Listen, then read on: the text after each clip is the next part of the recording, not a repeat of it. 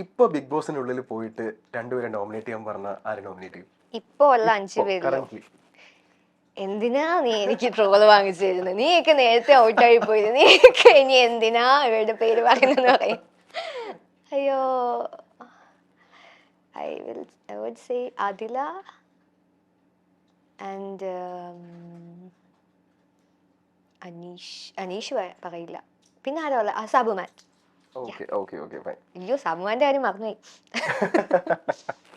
Okay, big ബോസിൽ പോയതിനു ശേഷം പഠിച്ച ഒരു പാഠം എന്തായിരിക്കും?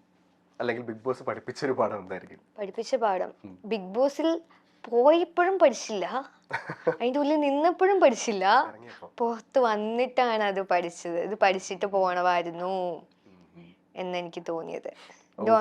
അതായത് നമ്മള് എന്ത് ജെന്യുവിൻ ആയിട്ട് നിൽക്കണം എന്നില്ല.